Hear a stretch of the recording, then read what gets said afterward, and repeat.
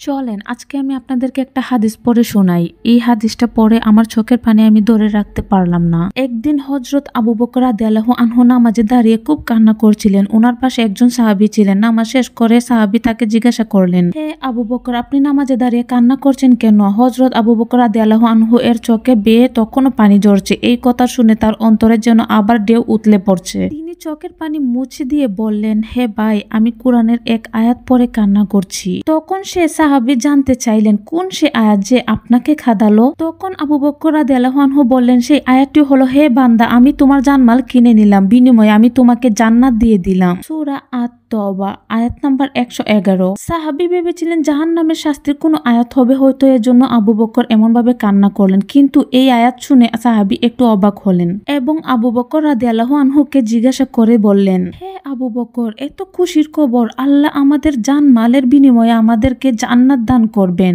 এখানে কান্নার কি আছে? তখন হযরত আবু বকর রাদিয়াল্লাহু আনহু সেই সাহাবীকে বললেন, হে প্রিয় ভাই আমার, আজকের আগে হলে আমিও এই আয়াত পড়ে খুশি হতাম, কিন্তু আজ এমন একটি ঘটনা ঘটেছে যার ফলে আমি কান্না করতে বাধ্য হয়েছি। তখন সেই সাহাবী আবার জানতে চেয়ে বললেন, হে আবু বকর, আমাকে বলুন কি এমন ঘটনা ঘটেছে? তখন আবু বকর রাদিয়াল্লাহু আনহু বলতে শুরু করলেন, হে আমার প্রিয় ভাই, আমার একটি কাপড়ের দোকান আছে। প্রতিদিনের মতো আজও আমি আমার দোকানে গেলাম, কিন্তু সকালবেলা এক মহিলা আমার দোকানে আসলেন। তিনি বেশ কিছুদিন আগে আমার কাছ থেকে কাপড় নিয়েছিলেন। আজ এসে বললেন, আবু বকর, আপনার দোকান থেকে বহু আগে আমি কাপড় নিয়েছিলাম, আজ ফেরত দিয়ে আমার টাকা ফেরত নিতে এলাম। আমি বললাম, আপনি তো অনেক আগে আমার কাছ থেকে কাপড় নিয়েছিলেন, এতদিন পরে আবার কেন ফেরত দিতে আসলেন? মহিলাটি তখন বললেন, আবু বকর, আপনার কাপড় আমার পছন্দ হয়নি, তাই আমি ফেরত দিতে আসলাম।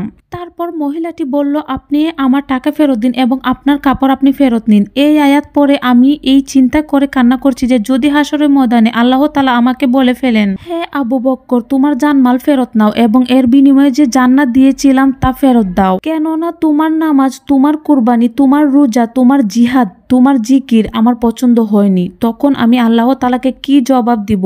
তখন আমি কি বলবো? সেদিন তো তাহলে আমার কাছে নিজের বলতে আর কিছুই থাকবে না, বড় ক্ষতি হয়ে যাবে আমার। এই চিন্তা করে আমি কান্না করি। সুবহানাল্লাহ। তাই বলছি, নামাজ বাদ দিও না। এপারের চেয়ে ওপারের জীবন বেশি সুন্দর। যতটুকু পারবেন, যখন সুযোগ পাবেন, নামাজ পড়বেন। হযরত আবু বকর রাদিয়াল্লাহু আনহুর কাছে তো আমরা কোনো কিছুই না, তারপরও এটা ভেবে উনি কান্না করলেন। আর আমরা কি করব?